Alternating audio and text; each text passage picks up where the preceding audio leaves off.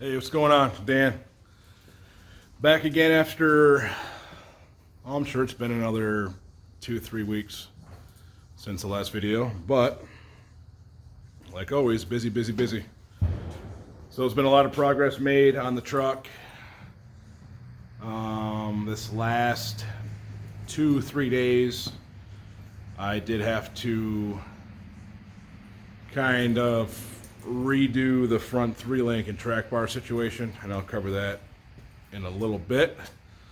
So a lot of the time's been grinding off the frame brackets, cleaning everything up, and getting measurements and everything else done to reinvent it. But I'll cover all that in a little bit. So I'm getting there. Stuff's getting good, so stay tuned to the updates here in a minute. All right, so what's been going on here? I have the Kings on with the springs, which they look crazy, but that's obviously full droop with no load on the springs. So that was just on there. I did have it on its own weight for a second, and then also just to kind of do some well, not flexing, but testing this and that. And then I worked on some bump can mounts, fab those up. I already had a pair of these Fox 2.0 2.5-inch travel bumps that I had used in the rear SARGE on the rear. So I put those in, set those up. So full flex is when they bump out the low side. And then I did the same to the front. Got a second pair, same thing, Fox 2.0 2.5-inch travel on the front, and those are set up as well. I have them so they're set up to basically stop the shock about 1/4 inch, 3/8 before it bottoms out. Be on the safe side. I got brake lines made. Local shop here in Livonia, Michigan. Let's see, what was her name? Livonia Rubber and Transmission. That I got a name from a buddy, John Sherwin, who's used them from his workplace. So I took some measurements, how long I needed them, fronts and rears on all the 4 calipers, and then also the extended one for the middle here. So anyway, I called up the shop, gave them the measurements and what size fittings and ends I wanted in them. No joke, he called me back like an hour and 15 minutes later and said they're done, ready for pickup. I couldn't believe it. Every place online, Crown Performance and KLM were like 5+ weeks out for anything custom. So that wasn't going to work. So I got some copper lines on the axles, ran, put a little tab off here. All this is like a factory, factory clips that you find on any factory truck. Keep everything simple and neat. So the rear, like I said before, it's basically done. I already talked about the gas tank, B2 gas tank swap. I had a cable shifter universal setup that I was going to use for the Atlas, but I mean the cable was so long it had to be used for like a custom rock buggy custom chassis type deal. I would have had to looped it around at least once, and then it would have been in the way of everything else. So I checked out Advanced Adapters, and I don't know how I missed it, but they have an actual Bronco 2 Explorer shifter kit. So fingers crossed, I called and asked if they had one in stock, and they did, and had it, within a week and a half. So got my twin stick shifters, super happy. Tom Woods, I called them up, gave them drive shaft measurements. Tom Woods is awesome. You call them with what you need, all your measurements, and they have shafts out to you like a week. I think it was like a week on the dot. I had them. So I'm running all 1350 U-joints, double cardin. The rear, because of the length, is a 3-inch shaft. For strength, And the front, now the front is what the front is what I had to spend the last week refiguring out, because my issue was, everything looked good on paper with how I had it set up. When I full drooped the axle, 100% full droop, or stuff driver and full droop, stuff passenger and full droop out the driver's side, the axle would shift driver's side 3 1/8 inch. And that is insane. So I did a ton of research and this and that and came up with a solution. Also, I kind of made my lower links, or all my links, a little bit shorter than I should have. So I cut and ground all the link bracket mounts off the frame and had to remeasure, recenter, and refigure out all that stuff. So I'm running 4 inches longer lower links than what I was.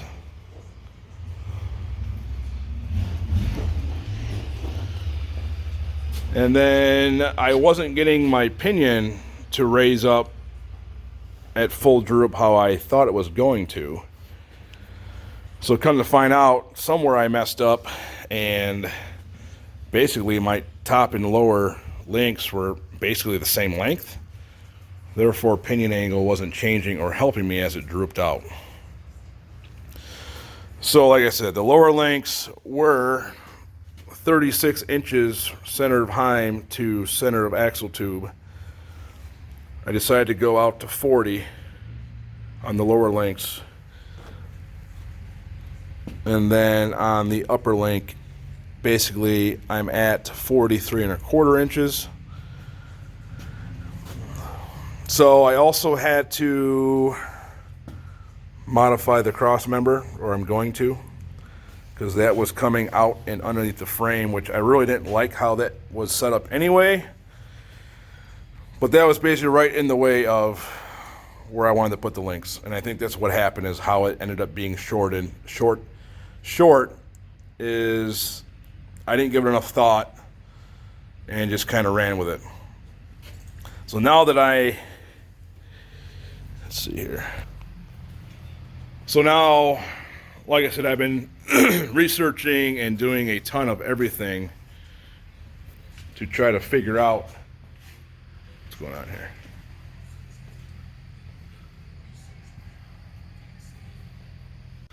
So I was doing a ton of research, trying to look stuff up and see what could be done to make some changes. So, of course, after the fact, I find out more information that I should have had initially. But it may be common knowledge to everybody else, but like I've always said, I have not ever done a build this intense before, and thought I kind of had everything laid out how it was supposed to be. So anyway, basically, whatever travel shocks you run, you want to basically double that in your link size.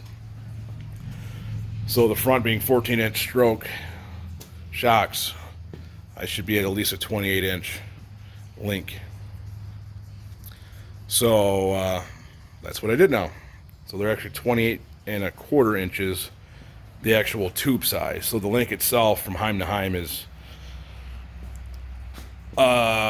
28 plus 6, 7, I don't know.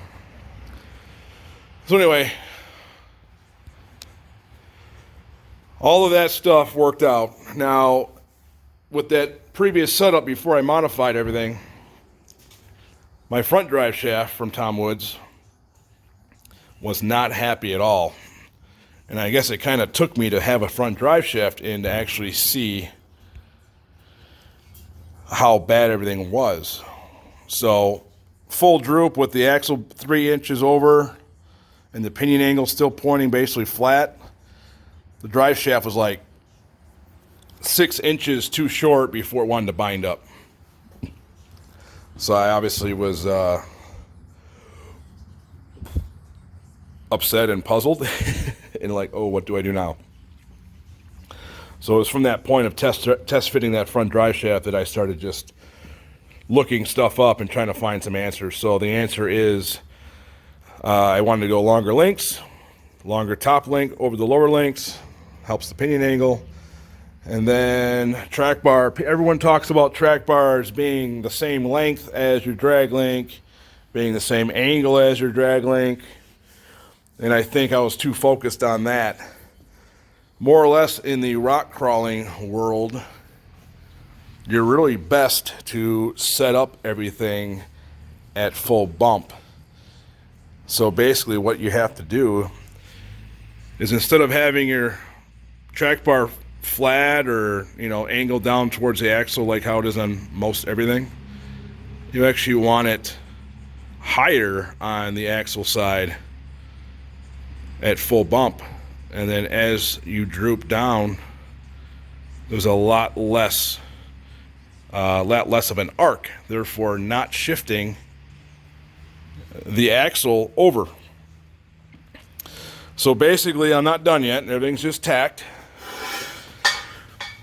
I took my old frame side track bar bracket, cut that off, modified it, did a whole bunch of stuff, and basically I'm making an extension on top of the track bar I had. So that's going to be, you can't really see, but there's a 3/16 plate inside of both sides that's plug welded in this hole that was here. Plug welded long enough to plug weld on these two holes, weld all my seams, and then I left the back side with 3 holes to plug weld and weld all the way around it. And then back here, I'm going to make a gusset as well, so it's going to be bulletproof. So I'm still waiting on a new link from Rough Stuff. So what I did is the inside dimension of 2-inch DOM is 1.5 inches. So I had some 1.5 inch quarter wall laying around. Basically, I just cleaned it up really good, made it kind of a slip, snug fit to kind of temporarily make this upper arm. So like I said, the bottoms are now 40 inches. They were 36. The top was 36 and now is 43.25. So the lowers are extended 4 inches, and this top one ended up being about 7.5 inches longer. So it's been a long day. People really don't realize how much time it takes to grind and weld and clean up everything and then get everything ready to go and then kind of like reinvent the wheel again. So it doesn't look like much, but this was all done starting yesterday and done today, but it's all tacked.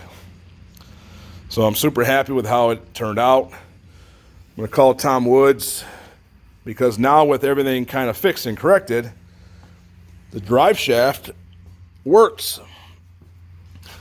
I still have to, I can fully droop out the passenger side, all 14 inches, no issues.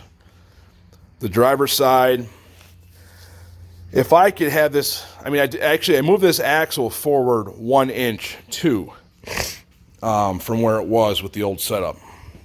So between bringing the axle forward 1 inch and all these new lengths and angles, I will still have to limit the driver's side droop to only 12 inches. I mean, not a big deal. I'm not mad. If this was not a, full body on frame type deal and full hydro steering, I would be able to move the axle out probably another 3-4 more inches and have no drive shaft issues with 14 inches of droop. But I'm not running a custom frame or a buggy or tube chassis, so like they always say, you're limited by the frame you have. And I know I've covered it before, but when the rear of the frame is like 40 something inches wide and then it narrows down to like 34, whatever this is, it's a real tight package with the motor. So I'm happy with it. I'm going to run with it. I think it's going to do well. So I do have to kind of redo my cross member here. I'm basically going to make a drop type setup out of 1.5 3/16 wall, and I'll have tabs on the frame side, so it's a removable still, obviously. I'm not really worried about it. I mean, you think about all these stock cross members and stuff on these Bronco 2s, Explorers, Rangers from stock. They're basically like all 1/8 inch, like press formed things. So bumping up anything to 3/16 quarter wall tube is gonna be 10 times or more stronger than what factory was anyway. So that's the update for right now. Just kind of trying to make it short and sweet.